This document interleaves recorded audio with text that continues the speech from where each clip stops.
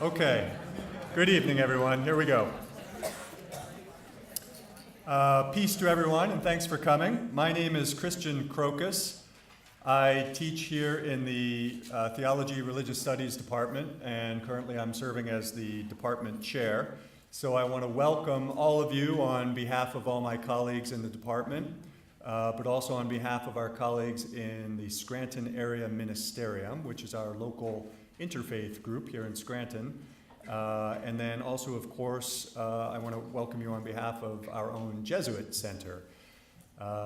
Elisa Gibson is in the back helping us out, but of course, Father Patrick Rogers and Ryan Sheehan. And then especially I want to thank Father Jim Reddington, with whom I've shared all the work of putting this event together. So we really have become a team, and it's been quite good. So I want to say that too. This is our third event together, and if you like this kind of thing, let us know, because we'll keep doing it. So tonight we are very fortunate to have with us Miss Denari Duffner, who will present a lecture with the same title as her book, which I have here, and which she will have copies of available in the back of the room if you want to pick one up, if you want to buy one.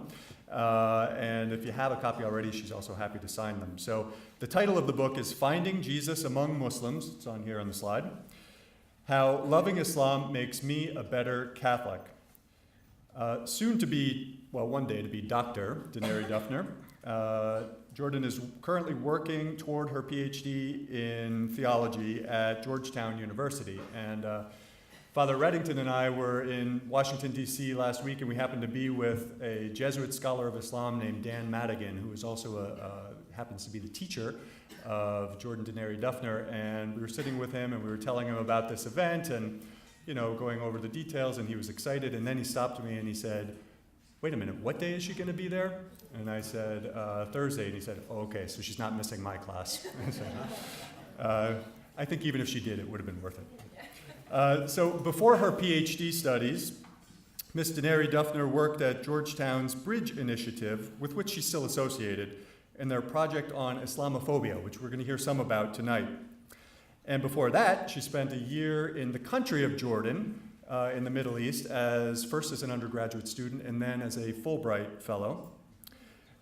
Before that, she was an undergrad where she majored. She was mainly in the School of Foreign Service at Georgetown University, but she also had the opportunity to take lots of classes in theology. Is that right? So I also want to say, here's my second plug of the night.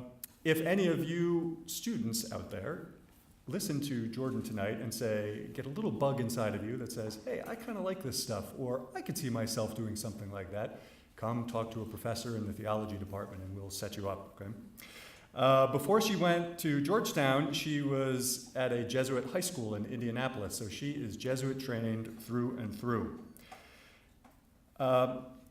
Doing all of the work that she's been doing lately at the Bridge Initiative and in her PhD studies and writing for Commonweal Magazine, America Magazine, etc., she's gained the attention of an important Catholic book publisher called Orbis Press, and Orbis has asked her now to write a book about a Catholic response to the problem of Islamophobia. So that's the next project that she'll be working on. So I just want to say that given all that, we're very fortunate that Denari Duffner can be with us tonight, and I think in a sense we've caught her on her way up. Hers is already a really important voice in Christian-Muslim dialogue, and it's only going to become more important in the years to come. So the plan for tonight is that Jordan will speak for about 40 minutes, and after that she'll be happy to take any questions from you, so be thinking of them as you go through the talk. And as I said, there will be books available at the back of the room. And I think that's enough for me. So why don't you please join me in warmly welcoming Denari Duffner.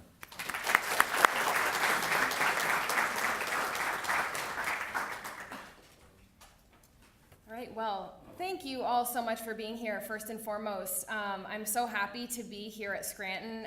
As Professor Crocus mentioned, I'm Jesuit educated through and through, and so whenever I'm on a campus like this at a Jesuit school, I just feel so at home and in the company of friends, even if I've just met you for the first time. So thank you so much for this really warm welcome, and especially to Christian Crocus, Father Jim Reddington, and Father Pat Rogers, who have coordinated with me over the past several months to make this happen. I'm really happy to be here. I also, before I begin, I want to wish our Muslim brothers and sisters a blessed Ashura. Today is a holy day of atonement for many of our Muslim brothers and sisters who are remembering the martyrdom of the Prophet's grandson Hussein, and also the story of Noah's emerging from the ark after the flood, and also Moses and his people escaping from Pharaoh in Egypt. So it's a notable day for our Muslim brothers and sisters, and also our Jewish brothers and sisters recently observed Yom Kippur, so this is sort of a special time of year. I want to speak tonight about my book, Finding Jesus Among Muslims, and not only talk about my own experiences of interreligious dialogue with Muslims, which I think the subtitle indicates, but I also want to talk about church teaching more broadly as it relates to interreligious dialogue and our relationships with our Muslim brothers and sisters.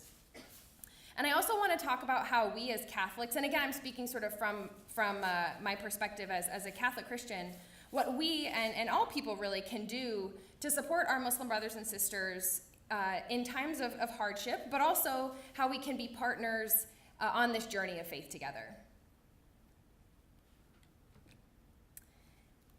So I want to start by taking you to the small island of Cyprus. It's about half the size of the state of Connecticut in the eastern Mediterranean Sea, sort of in the middle of the Middle East.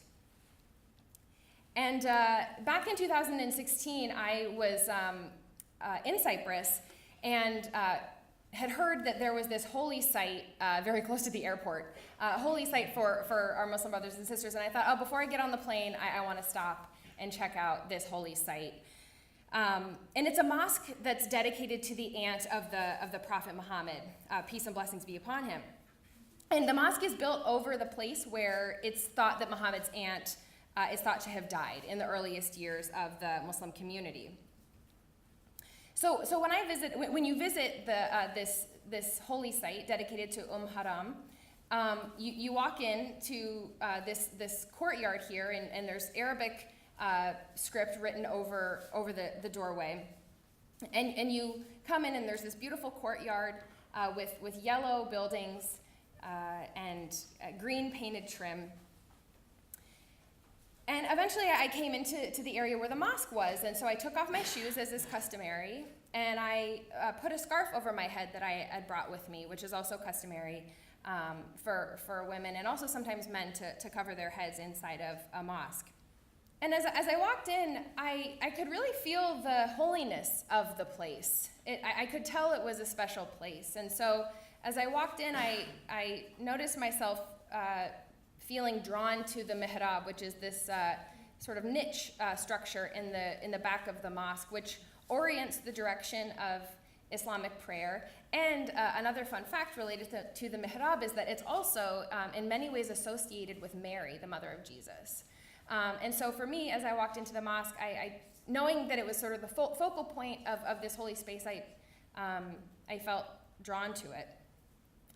And I noticed in myself I had this desire to genuflect. So many Catholics, you'll know this thing that we do in churches when going up to reverence the Eucharist, where we'll go down on our right knee and bless ourselves. And so I felt myself, a Catholic, having this feeling that I needed to do that in a Muslim space.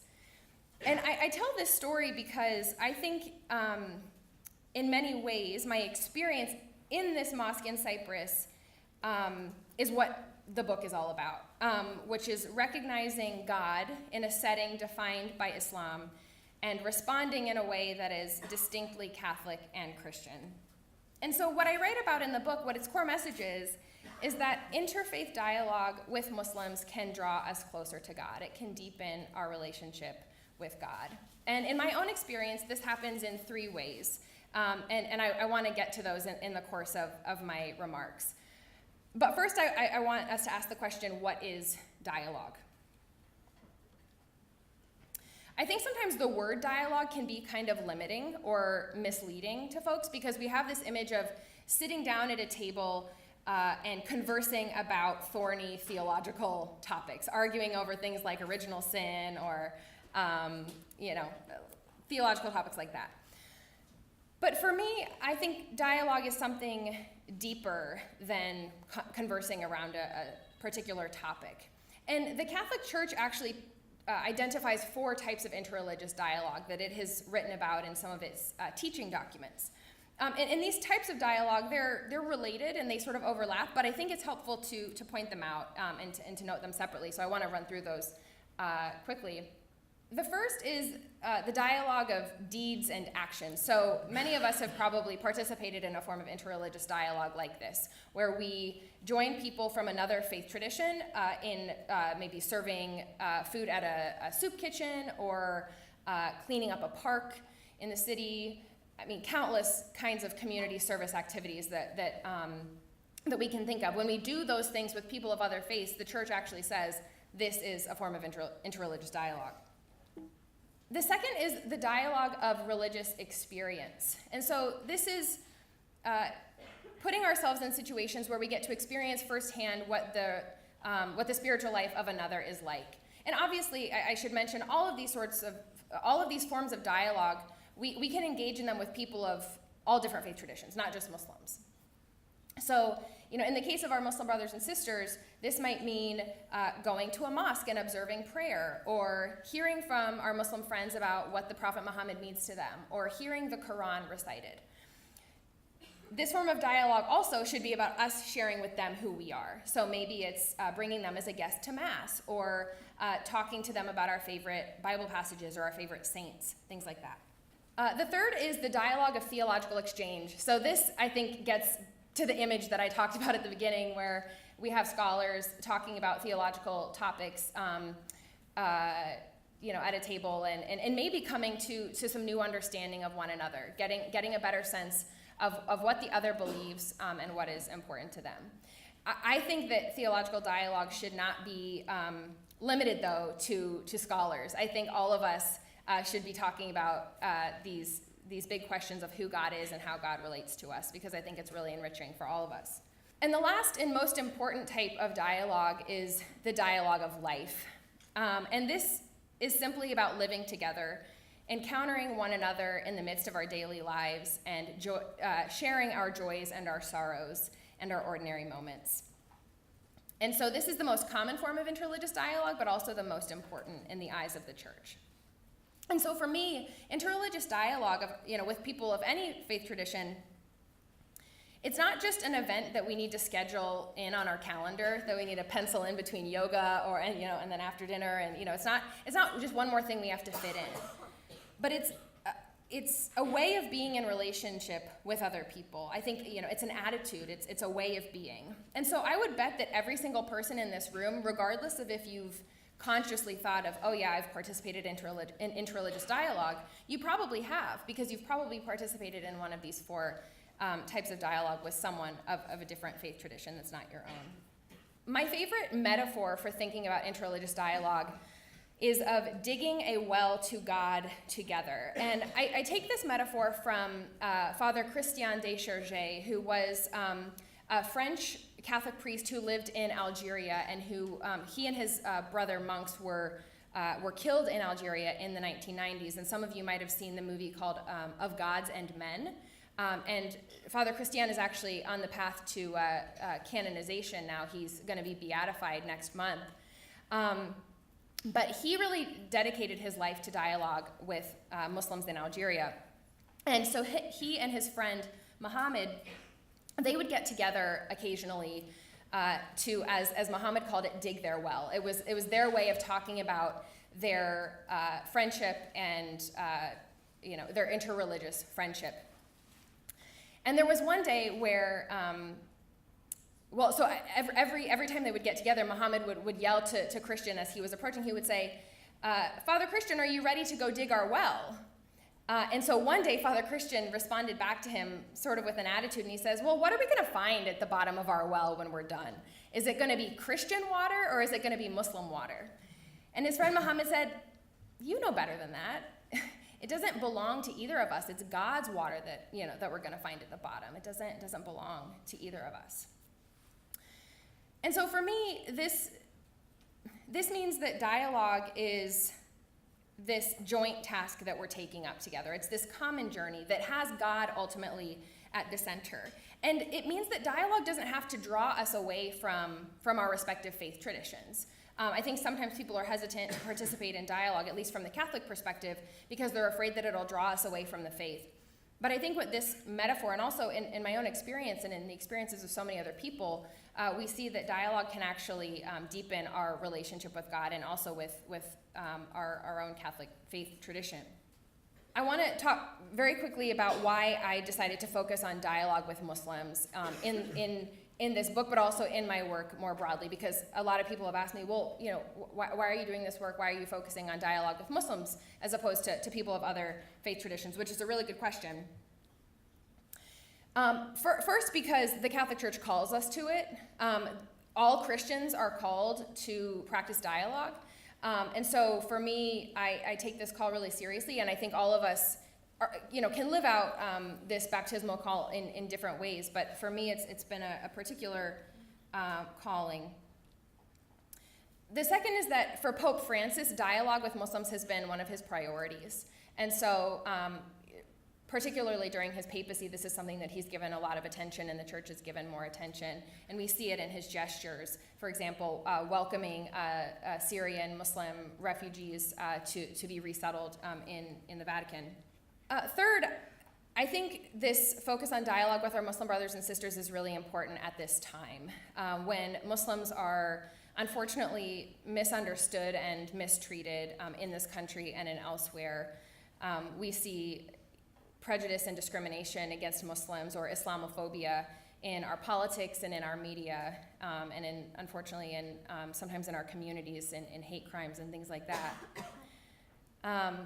Sometimes this mistreatment of our Muslim brothers and sisters is happening at the hands of Christians.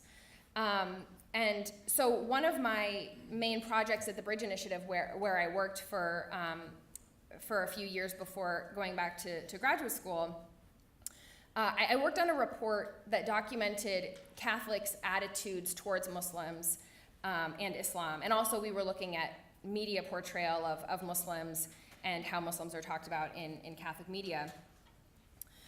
And one of the things that we found, unfortunately, is that very few Catholics have favorable views of Muslims. This was the data from this nationwide survey that we did of Catholics and in the United States, English-speaking Catholics, I should say, in the United States, and their views of Muslims. And so there are more Catholics who admit to having unfavorable views than who say they have positive views of Muslims. And I think that's really sad and really unfortunate. One of the questions that we asked in the survey as well was about what similarities do you see or do you know or do you perceive between Catholicism or Christianity and Islam? And very few people were able to come up with any similarities at all or any similarities of substance. This was sort of an open-ended question that we gave, and I was, that 19% where it says the two religions have no similarities, that just broke my heart. I mean, that was a pretty sad finding. So for me, all of this goes to say that I felt a book like this was needed because if this is sort of where we're at as a American Catholic community, I think more needs to be done. And lastly, the reason I focus on Muslims in my work and in my book is that it's been a central aspect of my own personal life and journey. This is me visiting the Jordan River for the first time when I lived in Jordan, and just because my name is Jordan, it was a very sort of special moment. My time in Jordan, as you'll see in the rest of the presentation, has really enriched my life and my spiritual life in particular. So now I want to take you more deeply into the 3 points that I said I would make. These 3 ways that I think dialogue can deepen our relationship with God. And so for the first lesson of the book, I want to take you to this place called Wadi Sir. And it is right outside of Amman, Jordan, the capital.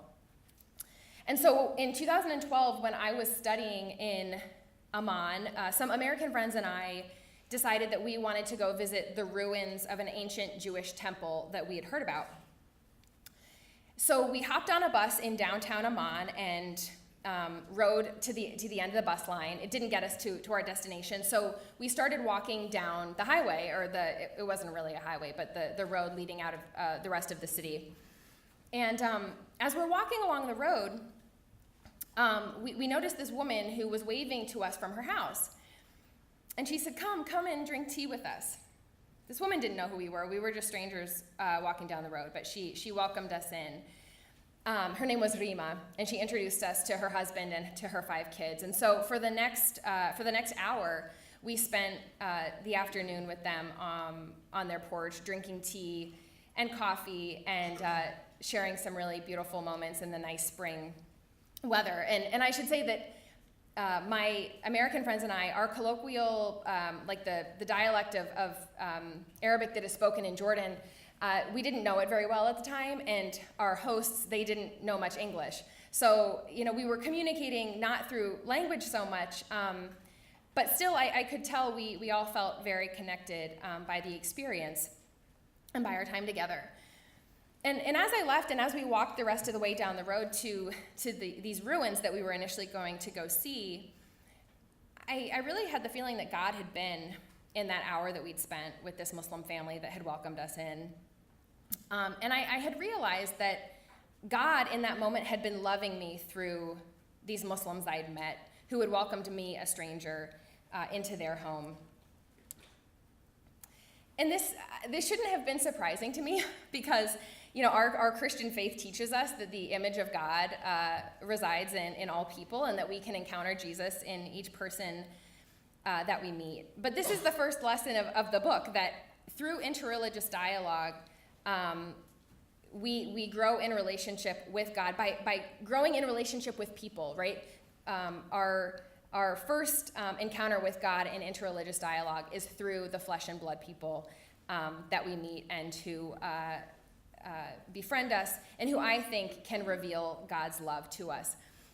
Just a side note, recently at the World Meeting of Families, which was convened by Pope Francis and the Church in Ireland, they actually had a Muslim family come to talk at the World Meeting of Families to demonstrate what loving family life looks like. And so I think that's just evidence of what how we can encounter God and learn from our Muslim brothers and sisters. Pope Francis puts this more succinctly than I did in the book. He says, it's impossible to establish true links with God while ignoring other people. And he actually said this specifically about why the church needs to increase its dialogue and engagement with Muslims. Many of you, I hope, are familiar with the Second Vatican Council, also known as Vatican II. And I know that when I was growing up, I only knew of Vatican II as the thing that the church did in the 1960s that changed the Mass from Latin to English. But Vatican II did a whole lot more. And one of the things it did was it talked about how we as Catholics and as Christians should be viewing people of other religious traditions. And it really reoriented us as Catholics in a new way towards people of other faiths. It helped us to have a more positive approach to other religious traditions and other religious people. And it does that in this document called Nostra Aetate, which means in our time. And this line here is the beginning of an entire paragraph that's dedicated to talking about Muslims and the things that we can praise in our Muslim brothers and sisters' practice of their faith. But I think this first line is really important because it's setting the stage for how we're supposed to view them. It says, the church has a high regard for Muslims, or other translations might say the church holds Muslims in high esteem. So the way I read this call for us to have a positive view towards Muslims, that's our default position. In my mind, what the church is teaching us as Catholics to be is what Rima, the woman I met in Jordan in the valley, it's what her approach to me was that day, that spring day in 2012. An approach of welcome and esteem and respect and hospitality. I think part of our relationship building with Muslims in dialogue it also involves becoming acquainted with their joys and sorrows, who they are, what their lives are like, and particularly the challenges that in this country many times they face. One of those being prejudice and discrimination, or Islamophobia. So I'd like us for a moment, to get into this question of Islamophobia and the impacts that it has on our Muslim friends. I'd like us for a moment to imagine ourselves being in church. Or if you're from a different religious tradition, you can imagine it in your own house of worship. But for Catholics, imagine being in Mass during Advent. It's an exciting time of year. It's right before Christmas. You might have family coming into town. You're prepping for the holidays. Everyone's, excited, and the church is decorated beautifully. Well, then imagine that after the sign of peace, maybe, you learn that a man is shooting the outside of the church with a pellet gun. So you and 500 other people are inside, and someone is outside shooting at the building while you were in there.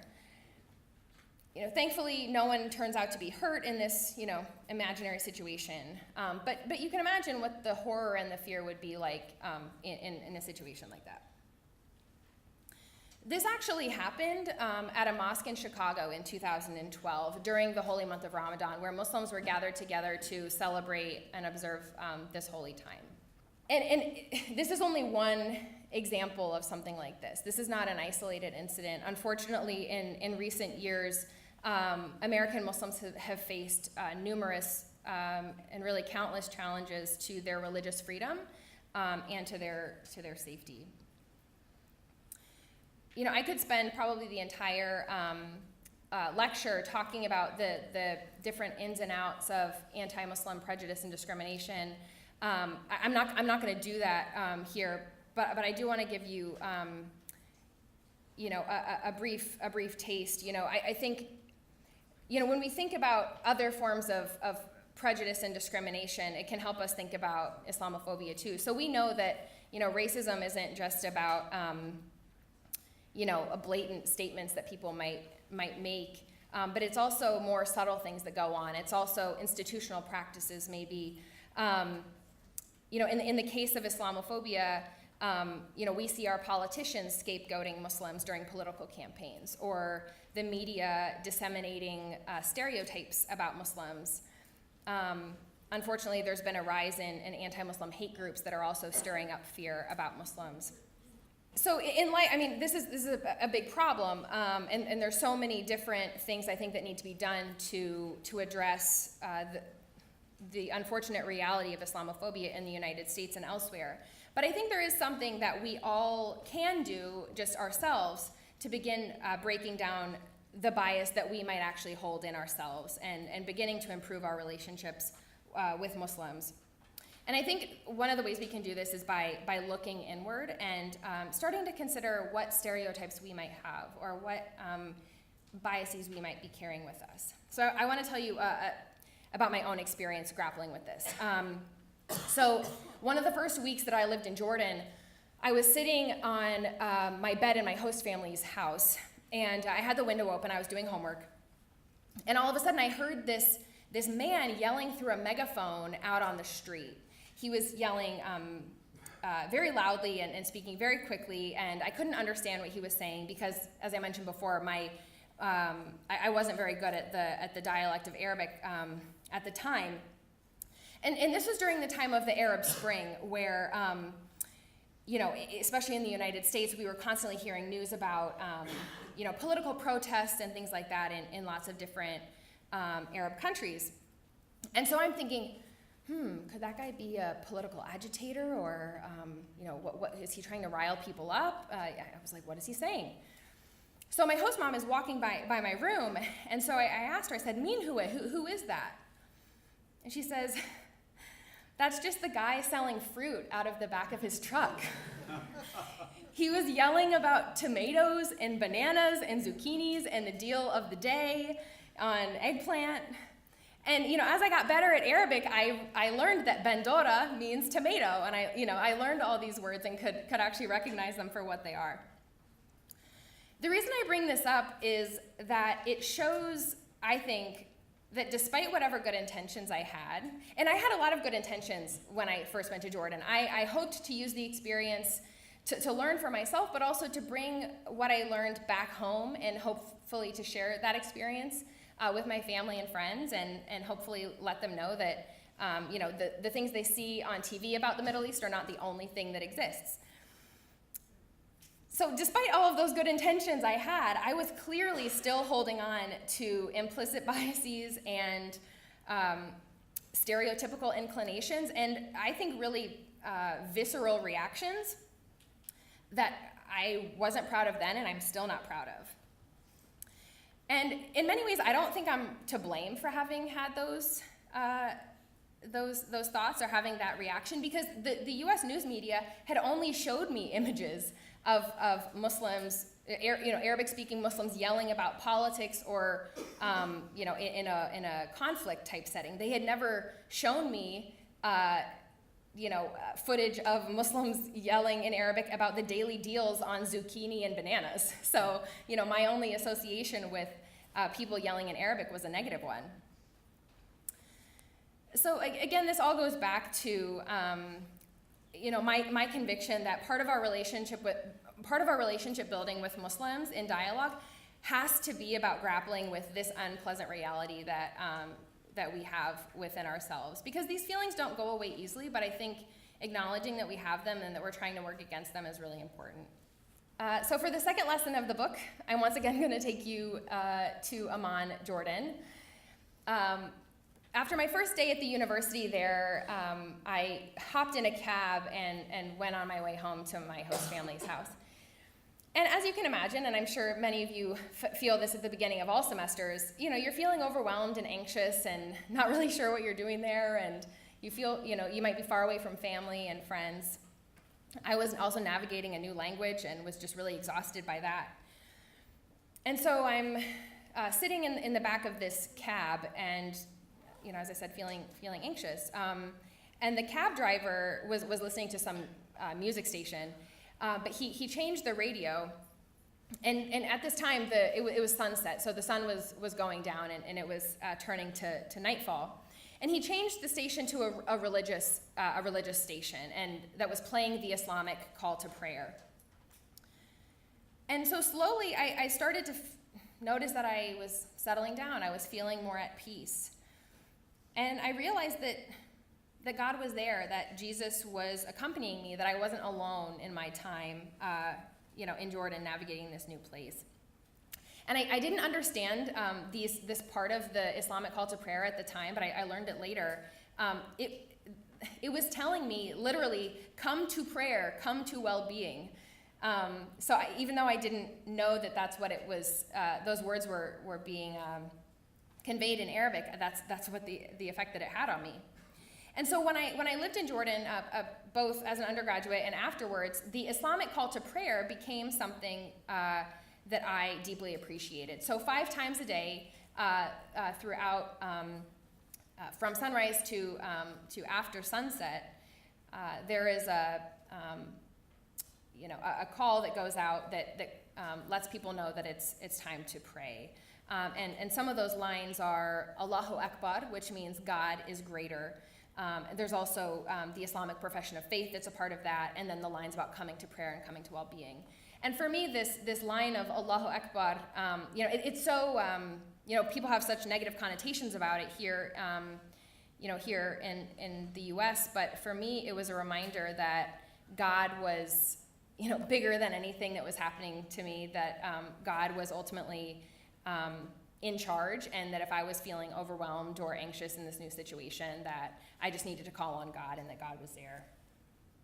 And this experience, I think, conveys the second lesson of the book, which is that we can grow in relationship with God thanks to a religious tradition that's not our own.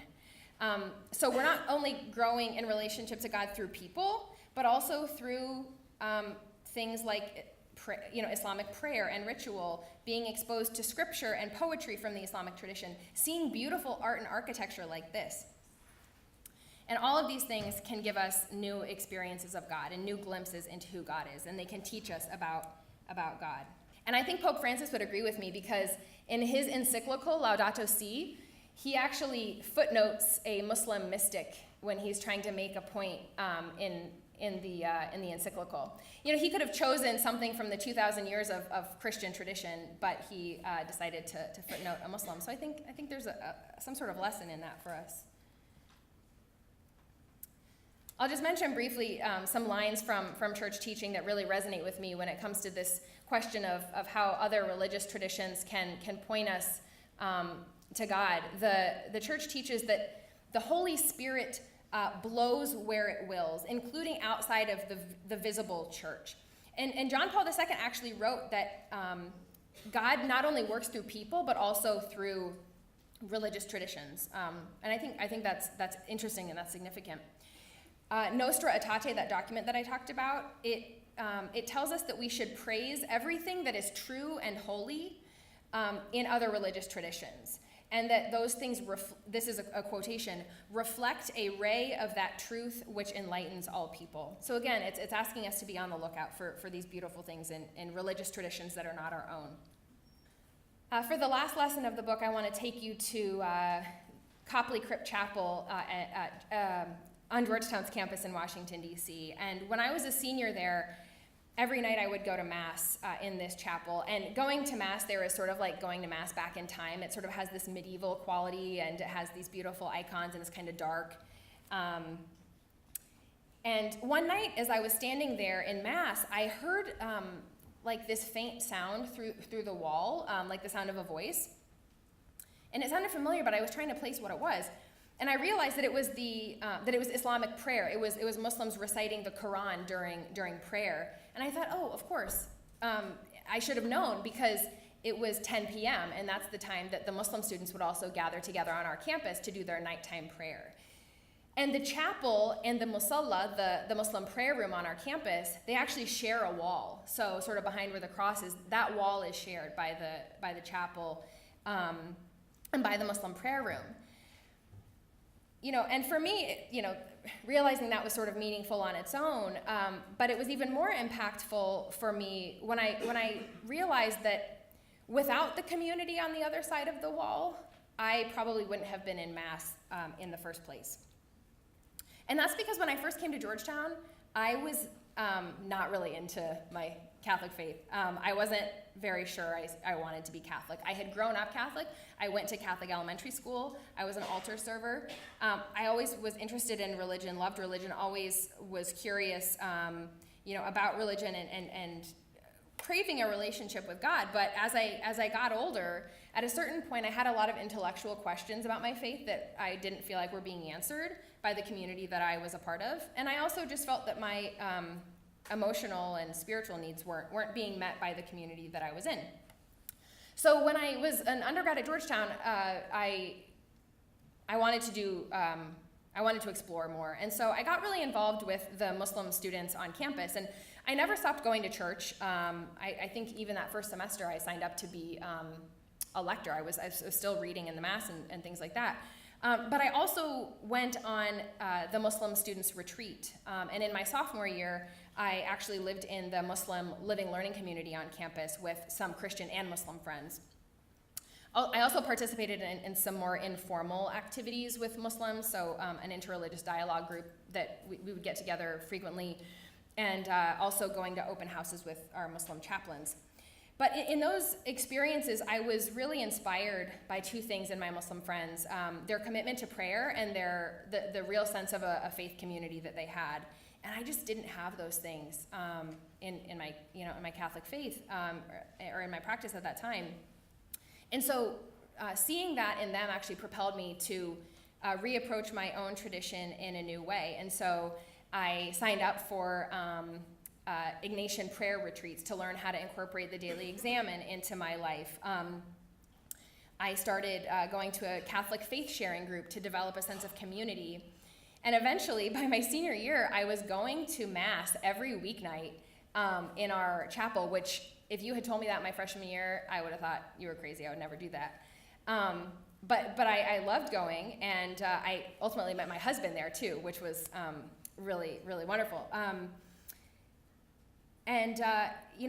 throughout this time, I was not only reconnecting with, Catholicism or my Catholic tradition, but I also, felt like I was developing a personal friendship with Jesus for the first time.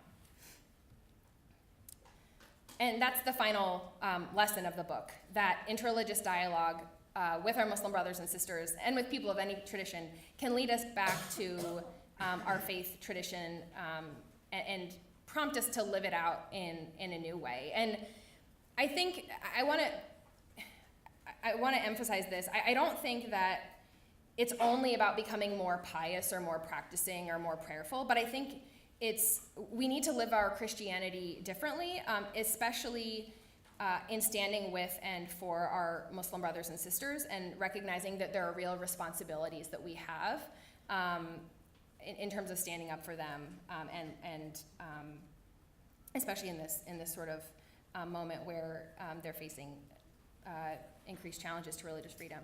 So the thing I want to as I come to the close, I just want to leave you with a couple tips or ideas of how we can do this, how we can live our Christianity, or if you're from a different faith tradition, I think this applies too, how we can live the dialogue of life with Muslims today. I've already mentioned a few of these, one of them being looking inward at our own biases. The second, obviously, being getting to know Muslims as people. And I'll say, this doesn't just have to be in person. This can also be on social media. I have at the back, at the table where I'll have the books, a list of Muslims that I follow on social media. I think this is a really great way to actually get to know Muslims and get to know a diversity of viewpoints, what people think about things, how faith factors into their life. I have found that to be really, really fruitful. And if Pope Francis is on Instagram, I think we can, find a few more people to follow on Twitter. So I think we also need to remember our own history as Catholics. At earlier periods of American history, we Catholics were treated very similarly to our Muslim brothers and sisters, how they're treated today. The same sorts of stereotypes and suspicions that people had about them or that have about them today are ones they had about us. In particular, that we were trying to impose our religious law on the rest of America, or that we were going to be more loyal to the Vatican or to the Pope than we were to the U.S. Constitution. I mean, those sorts of claims, about Muslims are made today. And so I think when we hear these sorts of negative generalizations or this fear-mongering about Muslims today, it's helpful to remember our history and remember that so often it's scapegoating. It's not really based in reality. I think we also need to improve our media literacy. So recognizing that we are not alone in having our implicit biases. Our public figures, our journalists, our religious leaders, they all have stereotypes too. And so that means I think we need to be really critical consumers of media and asking ourselves questions like, is this fair, the way they're talking about Muslims? Does this oversimplify things? Is this being reductive? How would I feel if this were being, if this is how Catholics were being talked about, or if this is how our Jewish brothers and sisters would be talked about? And I think we need to be especially cognizant of this in Catholic circles, especially. I think the last thing we need to do is pretty obvious, but to speak up and to act. And so this is going to look really different depending on our own circumstances. But if we hear a friend making a false or uncharitable comment about Muslims, we talk to them about it. I had this case several years ago where a very close family friend emailed a very hateful chain email message about Muslims to me. And I was really afraid to respond. I didn't really know how to respond, and so I didn't. And I look back on that and probably think I could have dealt with that differently. But I hope people feel empowered to address those things and to do so charitably. And I think particularly when we're talking in our own Catholic context, we can point to some of these teachings that I've talked about so far. We can point to Nostra Aetate, which says that our default position and attitude towards Muslims is a positive one. We can point to the example of John Paul II, for example, and remind them what our faith tradition actually calls us to. Obviously, acting on behalf of our Muslim brothers and sisters in our communities can take on lots of different forms, whether it's campaigning for a particular cause, or if there's been, this happens far too often, if there's a hate crime at a local mosque, reaching out to the community saying, hey, what can we do? We want to be there for you. In closing, I just want to bring us back to this image of digging a well, and remind us that the dialogue of life with Muslims, this very basic form of interreligious dialogue, it's a task that each of us can take up in our own lives and in our own particular circumstances, whether it's on campus or in our homes. In my view, this common endeavor, this interreligious dialogue with our Muslim brothers and sisters, is really a blessing. And it's something that so often surprises us, where we find that, together we've hit God's water. And it's a really wonderful journey. So thank you all so much for being here and for listening to me. And I'll be happy to take some questions if you have them.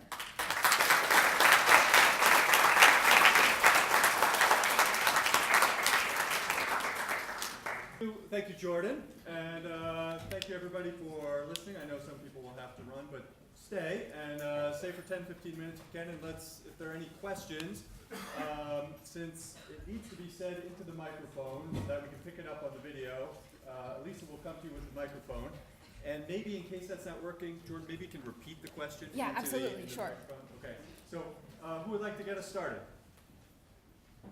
Comment or a question? Our daughter was born in Israel and was in the Peace Corps in Jordan and married a Jordanian. We found the Jordanians very hospitable, and I applaud your work in this area very much. Thank you. Yeah, it was. I loved living there, and I really miss it. It's been a few years now since I've been back, and I'm itching to go back. So, thank you.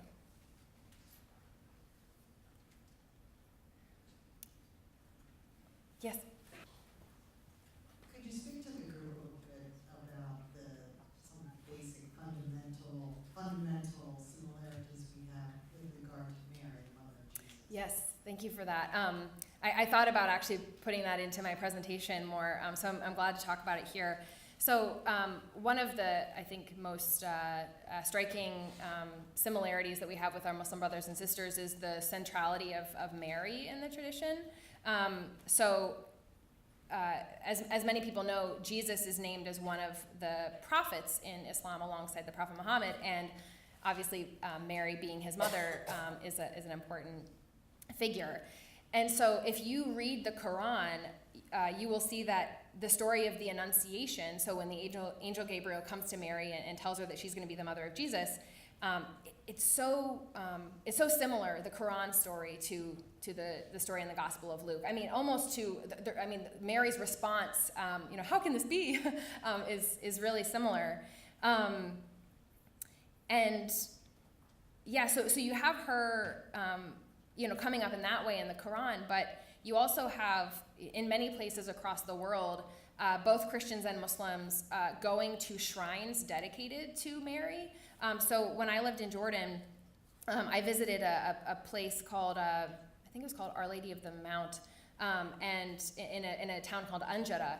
And both Christians and Muslims will go there and, sort of do intercessory prayers. And, so she very much draws Christians and Muslims together in that way. There's a new book out now called Christians, Muslims, and Mary by Rita George Turkovic, who's a Catholic scholar at Benedictine U outside of Chicago, and I just finished reading her book actually about a lot of the similarities, and also what she argues in the book is how Mary has also been used in like polemics between Christians and Muslims too. So how Christians and Muslims have looked at the differences in the treatment of Mary in the two traditions and tried to also use that against each other. So what Reed is doing in the book is showing how Mary has served as both a bridge, but also sometimes been used as a barrier to try to keep the two groups apart. So it's kind of been a struggle in that way, where people have tried to say, oh, well, if Mary doesn't play the exact same role in Islam, she's not the mother of God in Islam, well, that shows the deficiency of Islam. So you have those sorts of debates going on sort of in the Middle Ages and things like that.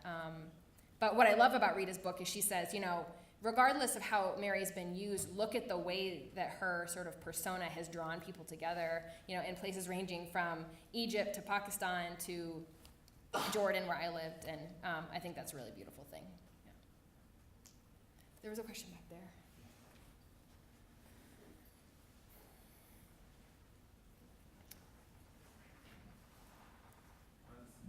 I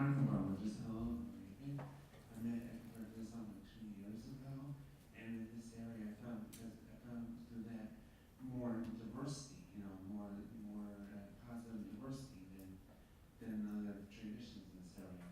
And it's very awesome.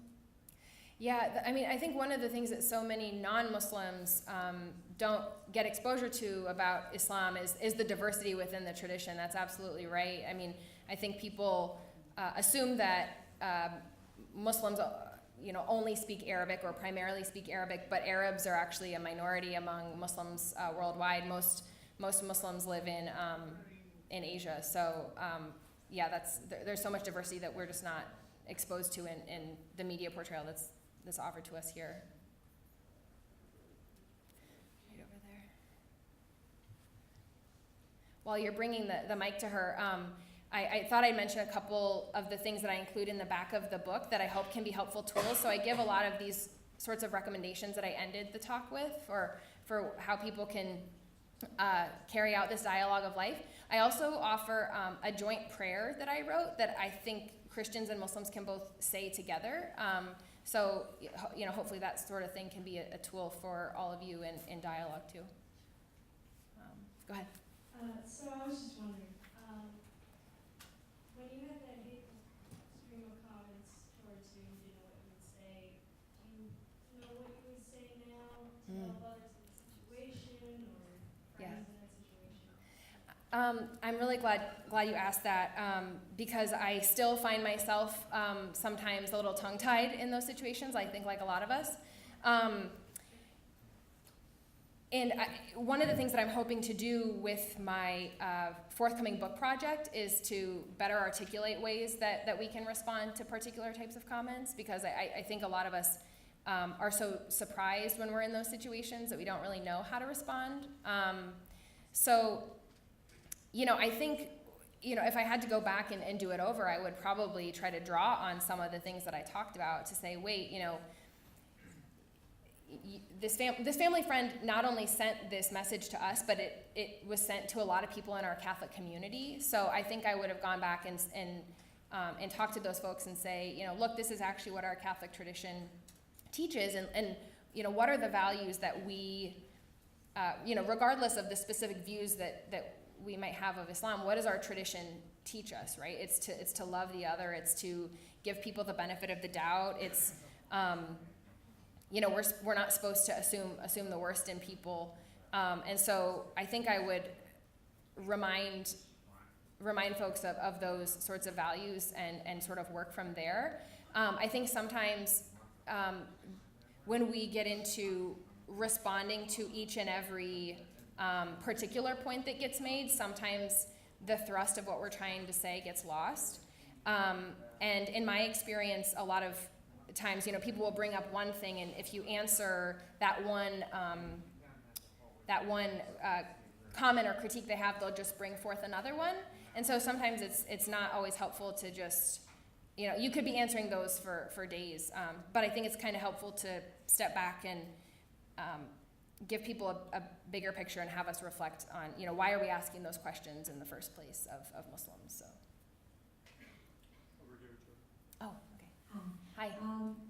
I understand that the whole point of like you immersing yourself into the Muslim religion was to find a close relationship with God. Was there ever a point where you thought about converting to Islam?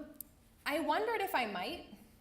There was not a point where I was actively considering it, but I wondered if that might be the end point at some point. I wasn't sure. You know, I kind of figured, you know, I'm open to what God wants for me and where this is going. I don't know where it's going. You know, obviously I don't find myself in that place now, and I don't anticipate that would be something that happens. but, I think, all of us are trying to, follow God's will, and that, sometimes takes us in different places than what we expected, so.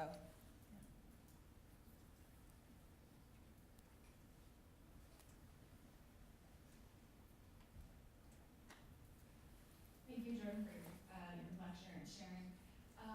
This is a real question. I don't know if there's an answer, but I'm just sort of looking at somebody that's new to Scranton, but also a professor in Catholic social ethics. I moved here. I accepted my job the day after the grand jury report came out in Pennsylvania. Uh-huh. And they, news worldwide. Right. And I'm so curious to know if, as the church here is still trying to find its way through this crisis, are there any resources within Islam that you might know of that from other traditions of how we might navigate any kind of internal crisis? I don't know. Yeah. It's just a real question. Yeah, that's a really good question. I mean, the one thing that's coming to mind is just realizing that other religious communities are going through these sorts of difficult things too. In the American Muslim community, a situation arose where they found out that, a Muslim leader that a lot of people admired had been having, inappropriate relationships with, with other people. And so then the whole question is, well, what do we, not just what do we do with this person, but what do we do with all of this teaching that they've offered us over a career? I think, and we're as Catholics sort of grappling with those sorts of things too. How do we deal with, people who we've not only looked up to in our communities, but who have set examples for us in when it comes to certain causes or certain work that they've done. I don't have an answer, but just realizing that we're all grappling with that. And I think, one thing I've sort of learned too is that in these sorts of situations where our authority figures disappoint us, it means that we just have to take more ownership of our tradition and say, I'm Catholic too. I also can be a Catholic leader. I can also, my views and my the work I'm doing can also count as Catholic. And I think our Muslim brothers and sisters demonstrate that so well because, so often the question that they get is, oh, well, why don't, why are Muslims doing, or why are other Muslims doing bad things in the name of your religion? And the way they always, the way they often respond and the way I always respond to say, well, why are we seeing, what terrorists do as more exemplary of Islam than what, the vast majority of Muslims are doing? So I think it's just kind of about like reclaiming our agency and ability to define what our tradition is going to be.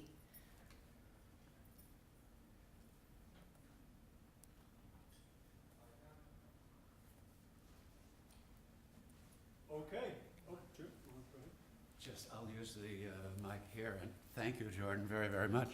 But just so glad that you told the story of, and it applies all over the place. Most of the time, the guy's just trying to sell tomatoes. In the serious sense that to learn a little more about Muslim culture and so forth, and how all of them have to live with the ordinary needs and fulfill the ordinary needs and everything too, is sometimes something that we don't seem to think is true. And it's part of humanization, I think. Yeah. Thank you. Thank you. Oh, there's one more. You want me to yell it? No, I'm sick. no, we want the mic. We want you on video. Oh, God. Forever. Hello. Hi. My question is, how would you introduce this dialogue into a political environment where ignorance is often the vernacular? I think it's always just about knowing the situation that you're in, right? Like the way that I introduce this to one community of Catholics is going to be different to how I introduce it to another community of Catholics. I think, like you said, there's so much ignorance that people have, but the ignorance in different communities it's different. Like there's different challenges in different communities. So I really have been trying to get a better sense of what the particular position that whoever I'm talking to is coming from, you know, what's their situation, and then kind of going from there and seeing, you know, what can I offer here, and just working off of that.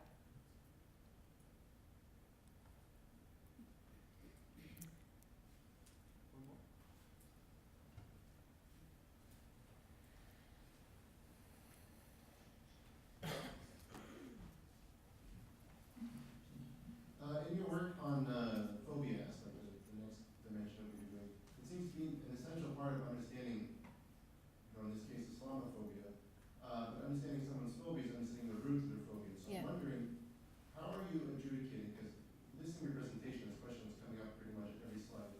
How are you adjudicating or separating between what ends up being a hate act or a feeling against Arabs and then also specifically Islamically directed?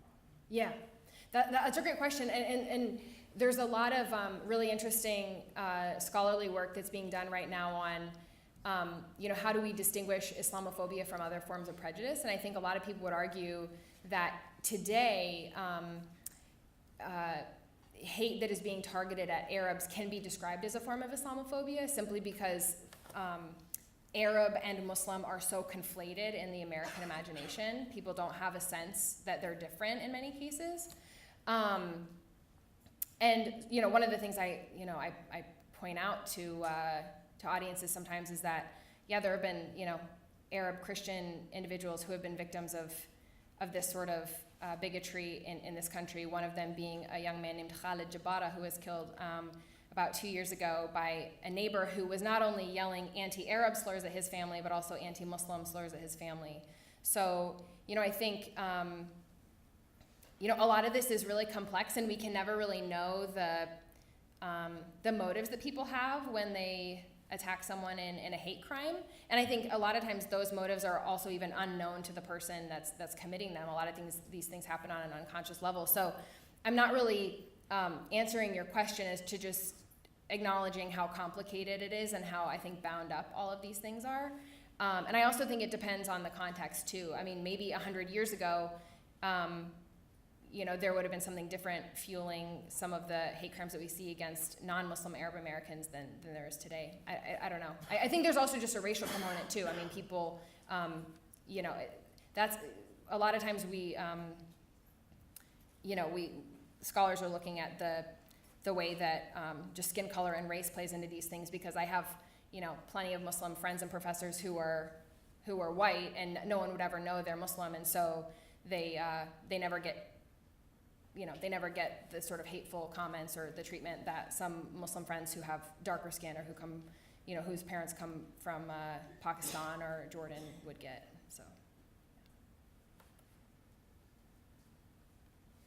Going once? Oh, yeah. Only because my friend Michael raised it. When you deal with Islamophobia, though, there's an issue. I mean, you have many secular Muslims who've been accused of being Islamophobes simply because they criticize aspects of Islam. So in a way that, for instance, people are not criticized, we're used to people who aren't Catholic who reject the faith. And then we see numerous examples of secular Muslims, because of their criticisms of aspects of Islam or their desire to, what they say, reform the religion, they are also called Islamophobes. So, I mean, how do you, as one who focuses on this issue, how do you distinguish between that? I mean, I can go through names, so I'm sure you know what I'm referring to. Yeah, absolutely. So I think in the case of somebody like, you might be talking about Ayan Hirsi Ali, for example. Sure. So I would say that I think what she does is actually going beyond criticism of her former faith tradition. I think she's intentionally warping things and obscuring things. I mean, I can go through her books and tell you, like, point out things that are just blatant generalizations or things that are wrong or things that only apply in certain places or things like that. And I think, you know, in her case, she's realized that it's, you know, she can get a lot of, you know, she can sell a lot of books by doing that sort of a thing. And I think it's, you know, it's it's unfair because, you know, it's not charitably treating the, you know, the many, it's not dealing in a charitable way with these things. I think what it's doing is feeding into and fueling this larger culture of Islamophobia that, you know, some interests benefit from. So that's sort of my analysis of this. You know, I would never say that, you know, criticism of Islam in any and every case is Islamophobia. Absolutely not. Like, you know, we can have debates about religion and what we like in a religion or what we don't like in a religion, but we have to actually be accurate about what we're talking about. We can't be making gross generalizations. So. Is Bill Maher an Islamophobe? I don't like to, you know, use labels on people, but I think he engages in the same thing. I think he generalizes a lot, and I think he has a particular bone to pick with Muslims. So. Islam, not with Muslims. Yeah, he would say that, but I think again he's feeding into a broader culture of scapegoating is what I see him doing. Jordan, the name of the first author again? Ayan Hirsi Ali. Mm-hmm. Should we let? Oh. No. Okay. Thank you very much, Jordan. Thank you all for coming.